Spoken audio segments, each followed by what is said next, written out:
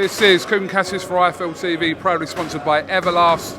We're at a media workout ahead of the June 11th show at Wembley Arena. I'm joined by Kongo. Too slick, all right, mate? All good, brother. How are you? Very well, mate. Nice club here in Camden, yeah. Little workout. Bit weird 2 weeks before the fight to do a workout, but I suppose it kind of gets it all out of the way. Yeah, no, 100%. And I think sometimes it just helps you stay focused. Once, obviously, camp is almost done anyway. And to be honest, if camp was done this Saturday, I'll be happy. Yeah, I think it gets it out of the way and then move on to fight week, so it's all right. I'm assuming the less you've got to do on a fight week, media-wise, the better. I'm assuming that's the case. 100%. I prefer that. I like to be zoned in on fight week. So doing this and then press conference weigh-in fight week, sometimes it's too much, but it is what it is. We've got to do it. Interesting fight for you coming up on June the 11th. I mean, in terms of opponents, is this the strongest one you would have faced potentially? 100%. He's the most highest ranked one. Strongest opponent, I don't know. We'll have to see how that goes because it might look like a hard fight on paper, but when I get in there, it might be a different story. So let's see how it goes. I'm looking forward to it anyway.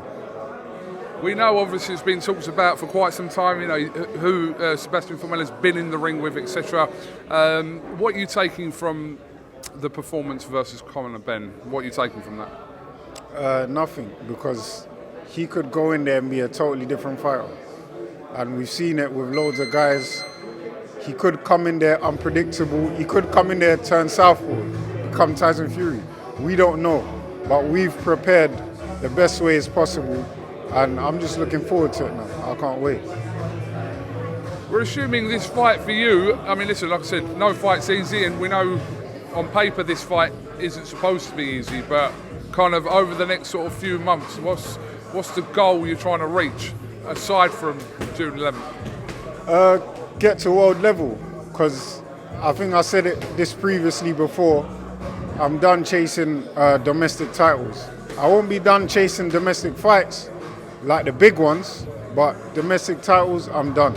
And the reason why I say that is because every time I've been a mandatory or an eliminator for the domestic titles, Southern Area, English and British, it's never happened. So me chasing that, I think is dead in the waters now, and I've just got to move forward. Not too long ago, when you were doing a bit of punditry work for Sky, they were trying to push, or it was trying to be pushed as an angle after Florian Marku's win. It seemed that he wasn't kind of too receptive to that thought of you and him. I know you were standing there, kind of that situation occurred, but is that a fight that's kind of not on your radar at the moment? Well, the main thing is I'm looking forward to the 11th of June. It was on my radar. I wanted to fight him on a comeback. So that shows you what I want to do in this game. I wanted to fight him on 3 days' notice. You saw that. You know what I'm about. I was in the hotel. There you go. So I wanted to fight him there. I was ready. He come up with these crazy excuses about you have to be this weight, and he didn't even make the weight himself. So that shows I've been interested in this fight for a long time. I come all the way to Newcastle. I'm from London, you know. It's far away. I come all the way to Newcastle to put a word out and tell him I'm interested. So obviously he's not interested. He probably saw my last fight and thought, nah, I'm not interested. And maybe he'll go his way, but let's see. I'm still interested in the fight. If he wants it after this, we can have it. But for you, main attention, obviously, you're focused on June the 11th against Formella, and between now and then, nothing else matters. Nothing else matters. That's my main focus at the moment. Been my main focus for the past 6 weeks now, when it got put to me. So yeah, man, steady focused on that now.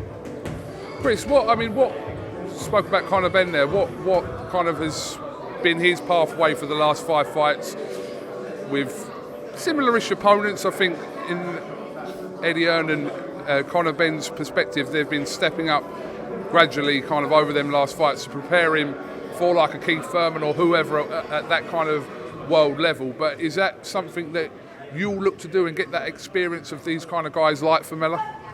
Yeah, 100%. But also, obviously, Conor Benn's opponents, they're different.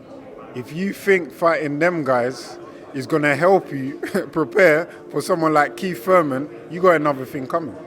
Because Keith Thurman is a different animal compared to the last guys he fought. But to be honest, I'm not interested in this Conor Benn no more. I've been calling him out for years. So I'm focused on me now. I got my platform. I'm here, so I don't care about that anymore. Don't know why this light's just gone out. Wait there, one sec. Don't know what's happened there. Lights went out. All right, well, listen, I know you've got your workout coming up shortly, so I appreciate your time. Have you got anything else you'd like to add, mate? Not at the moment. Just make sure you're tuned in on the 11th, because it's going to be an exciting fight, and I can't wait to showcase my skills. Fucking light's gone out again. Apologies. Chris Kongo, thank you very much for talking to IFL TV, and we'll definitely catch up with you fight week of June the 11th. No problem. See you then. Welcome, Team Everlast, to the Team Everlast Fitness app.